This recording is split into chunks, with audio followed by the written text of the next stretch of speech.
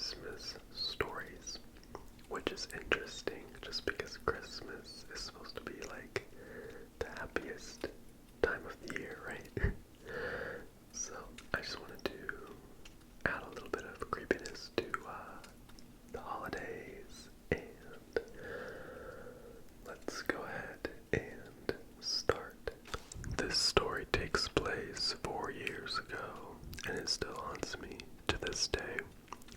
It was Christmas night, and my family was driving home from this fancy restaurant. I, unlike my family, wasn't tired, so the 45-minute drive seemed perpetual. On top of that, my little sister was constantly moaning about how her friend didn't get her anything for Christmas. After about 20 minutes of driving, my dad stopped at a gas station to get some cigarettes, and my sister, brother, and mother all got out to pee. I stayed in the car as I had already gone before we left. Once they all left, I decided to play a few games on my phone. I looked at the car clock and saw that 10 minutes had passed, so I immediately wondered what was taking them so long. As soon as I peered out the car window, I saw a man staring at our car. The man startled me, as I didn't know how long he had been watching. What made it even more unnerving is that he had a plain blank face, no expression was shown. It was hard to make out any features as it was pretty dark, and he wasn't standing in an illuminated part of the station. He was about 5'9" and looked to be middle-aged. Once he saw me notice him, he started walking towards the car. And I'd be lying to you if I said I wasn't scared. Luckily, my dad came back with the rest of the family just as the man took a couple steps. My dad apologized and told me he had been in an argument with the cashier. I didn't care. I was just glad that my dad was with me. I took another glance at the man outside, and he was still staring, but this time he had an annoyed look on his face. We drove off, and for the rest of the car ride, I couldn't stop thinking about that man. This wouldn't have been too bad if it had ended there, but it didn't. Later that night, I was watching YouTube while everyone else slept, and luckily for me, a storm was raging over us. I enjoy storms. It makes me cozy as I'm laying in bed. I put my phone down and just enjoyed the ambience. That didn't last for long, as I heard something smash into the window behind me. I lurched forward and nearly fell out of the bed. I thought a bird had just smashed into the window. I parted the blinds, and what I saw next haunted me. I saw a man standing by our parents' cars, looking up at my room. I took a closer look and nearly had a heart attack. It was the same man that I saw at the gas station, only this time, when our eyes met, he grinned.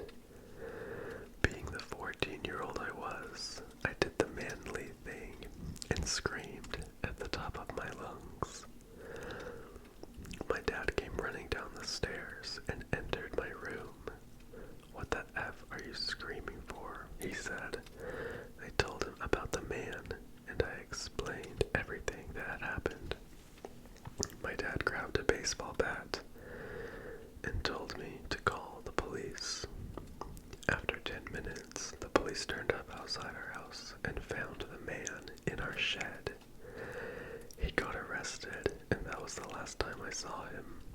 The next day, my dad inspected the house, and we found the handle of our back door had been damaged but not completely broken. This gives me an eerie feeling, as if he actually managed to get in, he could have harmed us or possibly killed us. That was really scary, actually. Okay.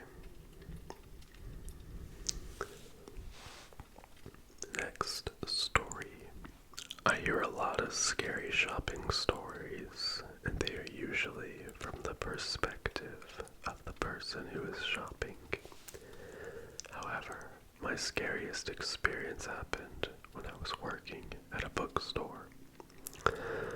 About 2 months after I was promoted from bookseller to assistant manager, we were hit by the Christmas rush.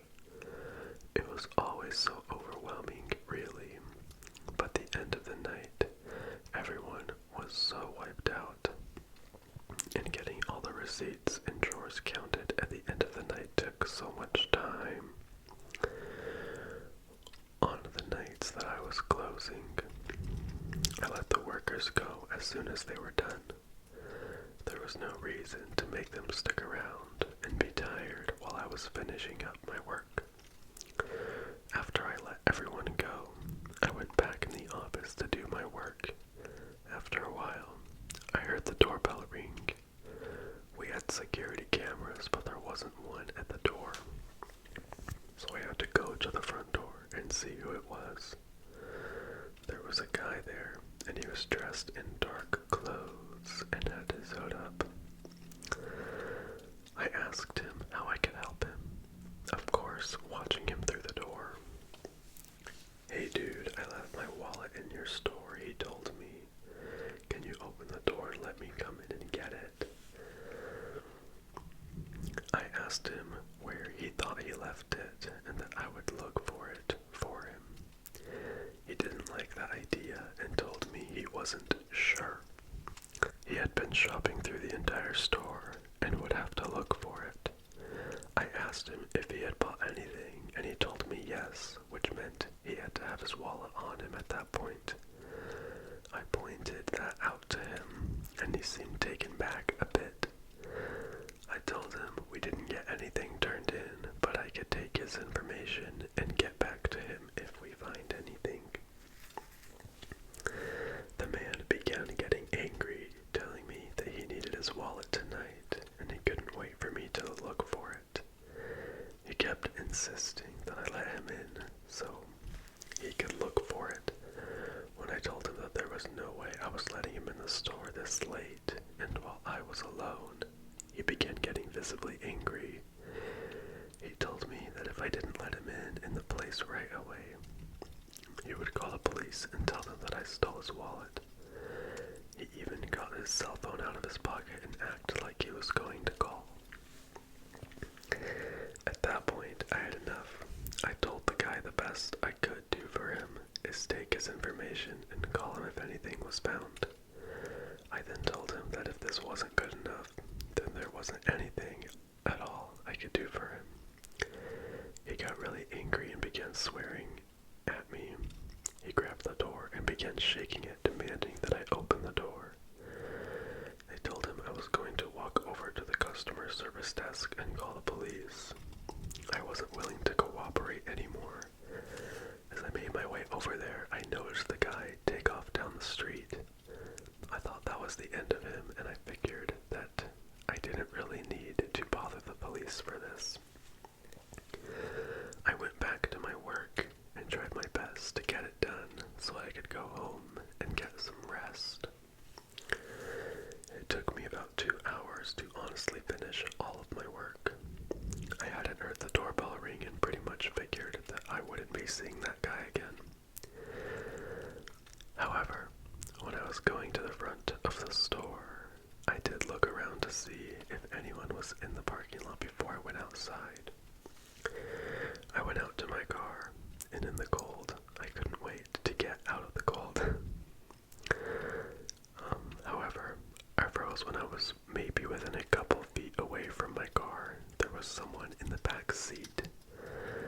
He was hiding down on the back seat with his hood over his head, but there was definitely someone in the back seat of my car, and I knew exactly who it had to be. Furthermore, he must have seen me, or he wouldn't have ducked down. I did the only thing I could think of to do. I turned back and ran at full speed back to the store. I didn't look back around until I made it to the door. And yeah, he was coming at me. I unlocked the door and shut it behind me. He made it to the door right before I could lock it. So I had to do my best to hold it closed while trying to turn the lock. As I did, The man screamed all sorts of obscenities at me, telling me he was going to kill me. As the door opened outward, I quickly pushed it toward him, knocking him on the ground. Before he could realize what had happened and recover, I was able to get the door closed and locked.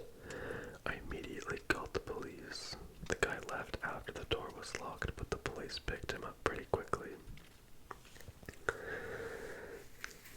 The end. Some people are so crazy. I hope I never have an experience like that. Okay. Next story. I really wanted a PlayStation 4 when it was originally released. I tried everything to get one as quickly as possible. The local Best Buy was having a Black Friday sale, and I stood in line waiting to get one. I was nowhere near being lucky enough to actually get one in this method. I then tried getting one online, as much as I wanted one. The people on eBay and Amazon who were reselling them were asking way too much money, and I couldn't afford them. After several days of trying my best to find a way to get one, I had to come to the conclusion that it wasn't going to happen. It was then that I thought I came across a bit of luck. Going through Craigslist, I found that someone was selling their PlayStation 4, and at no more than the original buying price of the system. I, of course, was skeptical. I couldn't understand why they would do that. Also, I figured as in demand as the system happened to be that someone would have claimed it right away. I immediately emailed the seller and let them know that I was very interested and hoped that they still had it.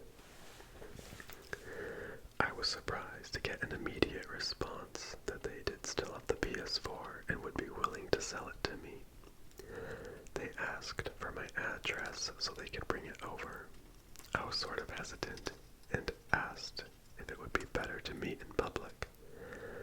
I wasn't too keen on the idea of someone coming over to my house. He let me know that he was going to be very busy all day and that he couldn't keep an appointment in public. It would be much better if he came over to my house. I was still not really ecstatic about the idea, but I really wanted the PS4. I agreed and gave the guy my address. I figured it was safer than me going to his place. This whole exchange took place about 9 a.m. I was so happy and really eager to get my PS4. My eagerness only grew as I began waiting for the guy to show up. Hell, I not only began waiting for him, I waited for him for a long time.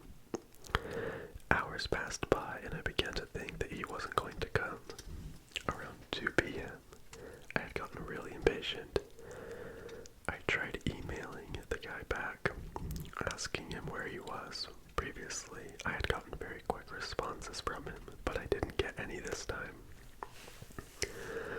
Around 6 p.m., I had lost all hope. I figured that most likely he had gotten a better offer from someone else and didn't want to sell me the PS4. I was disappointed more than I can possibly even tell you. I couldn't even tell you how deflated I was. It's one thing not to have gotten the item from the store. I could come to terms with that, but I was so close to having one in my hands, and I didn't get that PS4, and that was the scariest thing to ever happen to me. Just kidding. For the rest of the night, I kept looking around on Craigslist to find a new PS4 that was within my price range. I wasn't able to find anything before I knew it. I had wasted the entire day and the entire evening with this search. It was past midnight, and I had just nothing to show for the day. I got ready for bed, and that was when I heard something. At first, I dismissed it, thinking that it was my imagination. Then I heard it again, and someone was knocking at my door. I walked up to the door and looked out the window.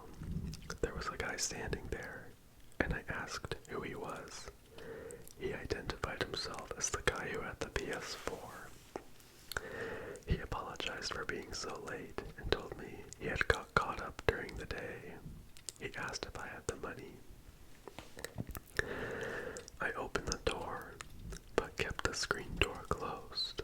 I told him I had the money, but I didn't see that he had anything with it.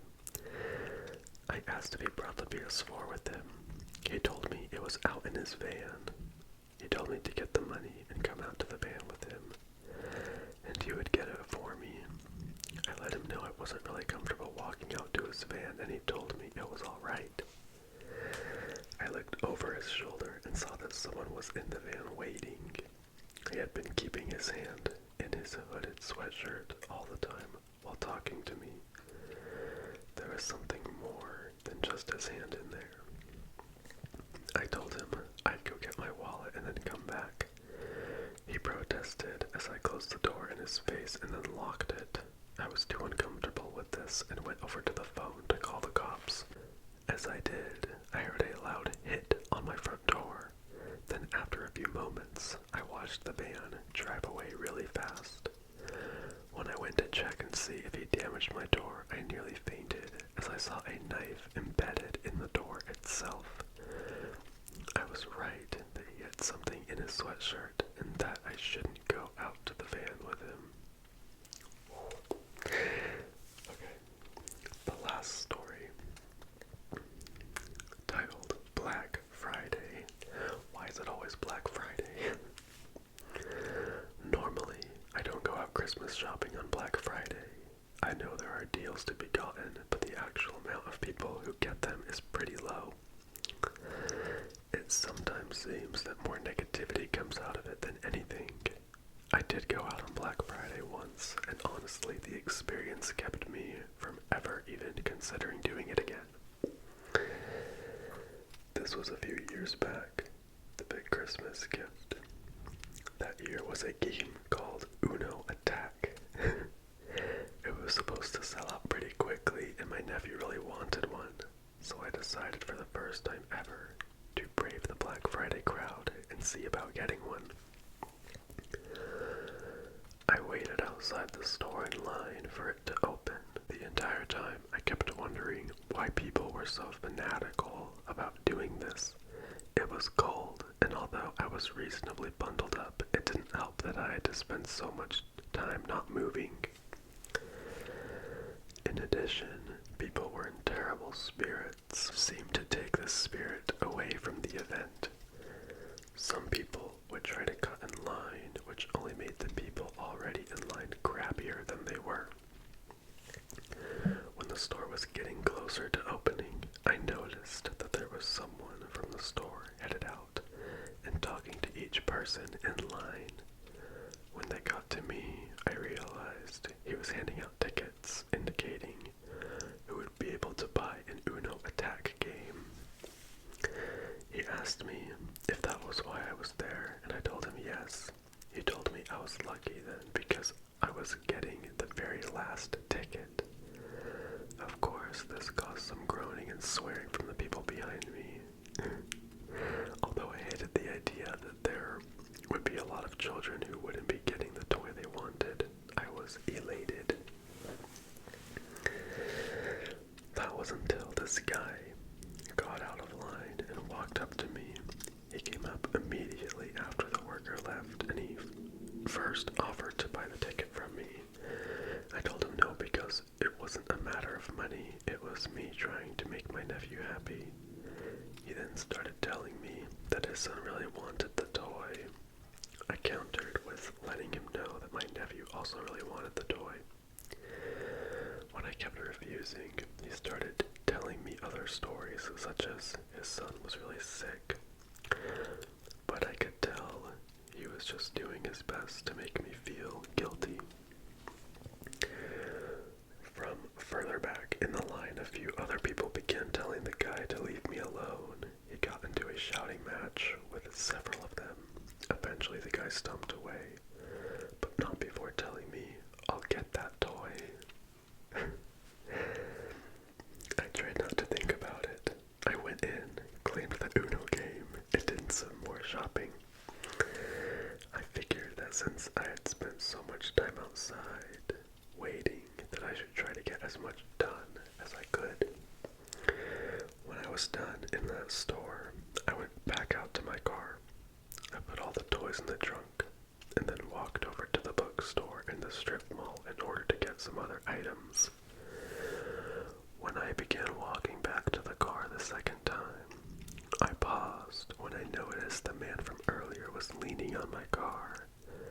I began feeling tense, knowing that the guy was going to confront me again. It was much bigger than I was, but I decided I couldn't let him intimidate me.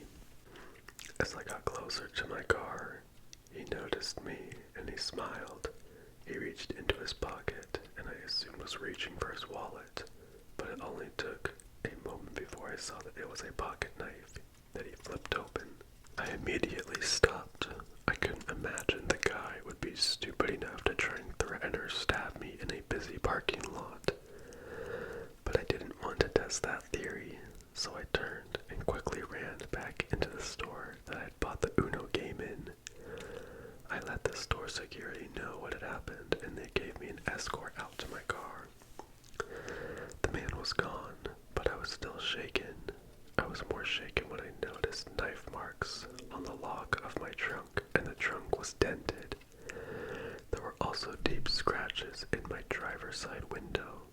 I never went out on Black Friday again. People are so crazy.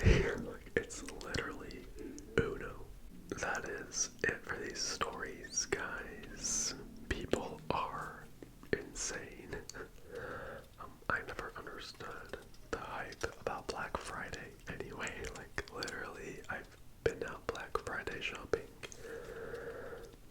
like twice and never bought anything. I guess like went with people and the deals really aren't that great. Like, I've never seen an amazing deal where I'm like, holy crap, you know.